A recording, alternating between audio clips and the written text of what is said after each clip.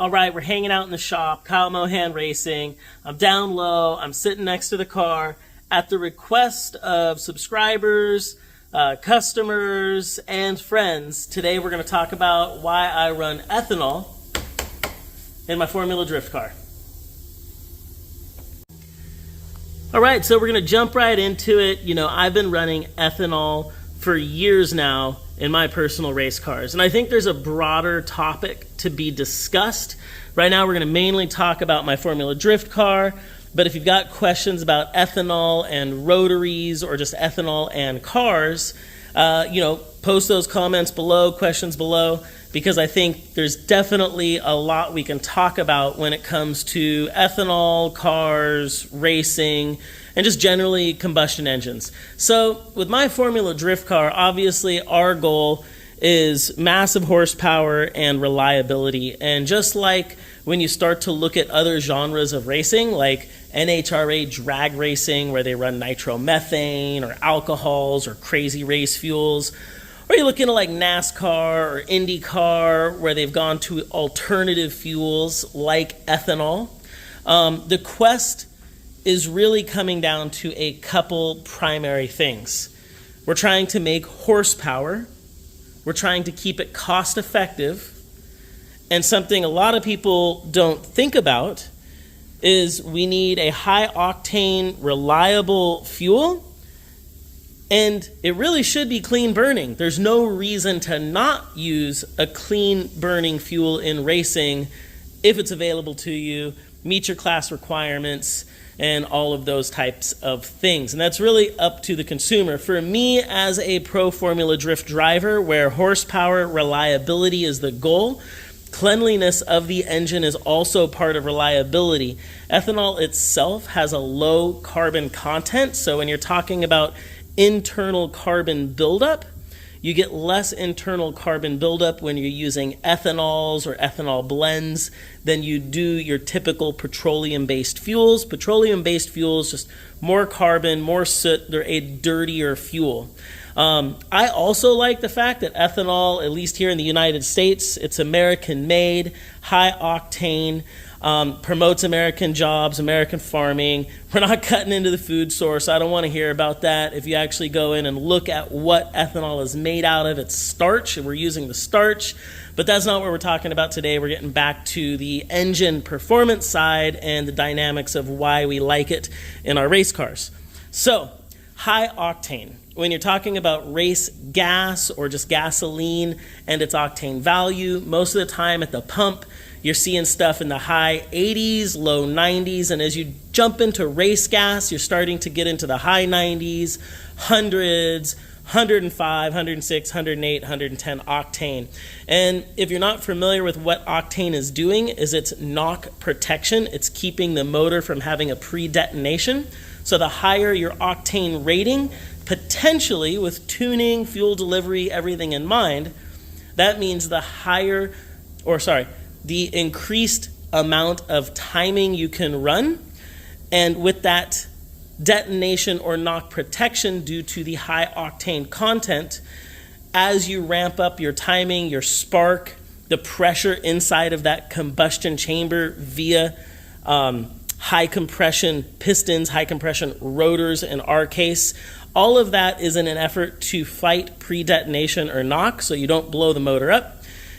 And whether it's a race gas, an ethanol, or some variant, you can tell in the performance and racing industry, we start to talk about having a high octane. And for me, ethanol provided the highest octane I could really find to be compatible with rotaries.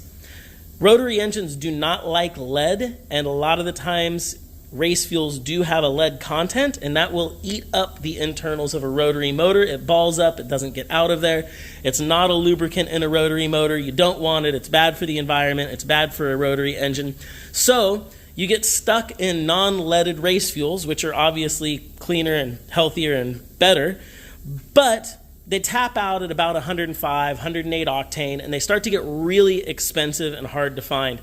I think at the peak of maybe 10, 12 years ago when I was running race gas, I was paying upwards of $15 a gallon for 104 or 105 octane. And it just really stopped making sense. It was hard to find, hard to buy, dirty, toxic.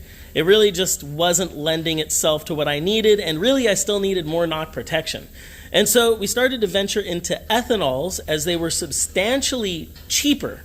We're talking going from $15 a gallon down to $3 to $5 a gallon for high octane ethanol. And we were also able to find very good knock protection in our ethanol category, as where the obvious consumer, when you roll up to the pump, you can buy an E85, and that's going to be one of your best options for performance and knock protection and value of mileage per usage in the spread of ethanol using more volume than gasoline. But when it comes to engine protection, we actually started to increase our ethanol content. So what I run is actually an E98 that's made by Ignite, and I've ran other ethanol blends and ethanol percentages, and I always, for my personal engine protection, like to run either an E85 or above. Although when you really get down to horsepowers and protection and cleanliness, you know, E30s, E40s, E20s, all the different blends out there, even down to an E15, all have great benefits. It's just a matter of choosing what benefits you're looking for. For us, running a small displacement motor that builds a lot of heat, we're turbocharged, we're nitrous fed, we're high RPM sustained load for long periods of time. Things are glowing. Our intake charges heat up. And all of these things, again, come back to petroleum-based fuels not really lending themselves to the best possible situation. Ethanol itself will actually cool itself. It's a cooling agent. If you're familiar with like putting rubbing alcohol on your skin, ethanol is an alcohol-based fuel because it is made through distillation, very similar to whiskeys or vodkas. It's just very high percentage alcohol. And, you know, aside from it being a little less toxic and a little bit better all the way around, your intake pipes, your intake charge will actually run cooler than it would on a petroleum-based variant. And as you talk about protection, longevity, reliability, one of the things that can really kill a motor is having too hot of intake air getting pulled into combustion, which can lead to, again, pre-detonation. So whether it's not having enough octane or not having enough charge cooling, ethanol is adding protection in the octane it carries and its ability to cool as a fuel or as a agent itself. So just some neat things. Again, I didn't go to ethanol because anybody was paying me to go to ethanol. I found ethanol because I was looking for an alternative to what I was running. And if you look at the Formula Drift field, as a field of 1,000 horsepower cars that run rotaries, LSs, BMW inlines, Toyota inlines, there's so many motor variations out there. I'd say about 80% of the field, if not better, runs ethanol by their own choice. So when you start to get into exotic performance builds, I think there's a lot of opportunity and a lot of advantage to be had in that performance segment with ethanol. And then you get into the environmental situation, which is it's very positive. I like that. I'm a green car. I painted the car green. Obviously, we run renewable lubricants. I highly recommend checking them out. If you're rotary, they got premixes. If you're not rotary, they've got a whole line of environmentally responsible bio-based lubricants and products that actually go really well with ethanol fuel. Their blendability and their characteristics are fantastic. If you want to know more, I could do a whole video about that as well. But back to what we're talking about, ethanol, my Formula Drift car. All right, so now some of the other concerns, some of the things we hear on the internet, some of the things that I've encountered. So obviously with ethanol, I think I did mention it earlier, you burn more fuel per horsepower than you do with your petroleum base. It's not that big of a change. in our calculations with our turbocharged rotary setup, we usually see about an 18 to 22% increase in fuel volume usage, but we're gaining horsepower, knock protection, and we're gaining reliability, all by using the fuel along with the cost savings. So even though we're using more, we're still saving money and the motors are lasting longer. Another thing to really consider is when you're building your fuel system, if you're planning to run a flex fuel setup or an ethanol setup, build the fuel system with ethanol in mind.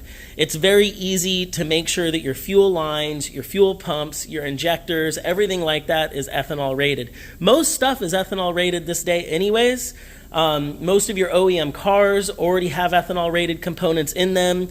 I'm very surprised at this point if any manufacturer is building, if anything, that's not somewhat ethanol rated, even if they're not stating it, because most fuel in America carries at minimum 10% ethanol. So your OEM cars pumping OEM petroleum fuel are ethanol content cars.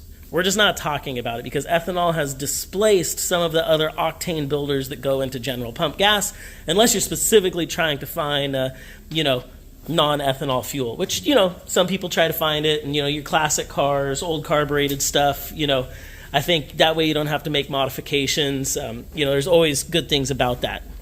But in our case, where we're talking about performance, we're talking about the future, we're talking about benefits, it really comes down to ethanol, in my opinion, and this is my opinion. Since I've been using ethanol for over 10 years. I build motors. We talk to customers. We let customers make their own choices. To each their own, in their own environment, in their own racing situation, in their own beliefs. But with my experience and with my personal engines and with my tuner, with our cars, all of my race cars, we've eventually gone to ethanol because it's just simply been better. And I think that's about a wrap. Key things I wanted to talk about is, it's a high octane content. It's cheaper. I don't find it corrosive. I don't find any of the issues that the internet says there is. I've never seen those issues. Our fuel pumps last. All of our components last, even when they're non-ethanol rated. I'm not recommending you do that. I'm just saying that I have not seen the problems that other internet sources talk about. What I've seen is a clean burning fuel that's cheap, that's American made, and that really just works great in small displacement turbocharged stuff because it's high octane, burns cool. But I mean, even in big displacement, NA or turbocharged boosted power adder stuff, you're going to find benefits. So if anybody has questions, they want to talk about it, they want to know more, DMs below, let me know, and we can always do more videos talking about some of the things that maybe we've done, gone through, or learned over the years of partying with ethanol. So, hope everybody enjoyed. That's a wrap. Silly sauce right there. We're always having fun at KMR. Thanks for watching.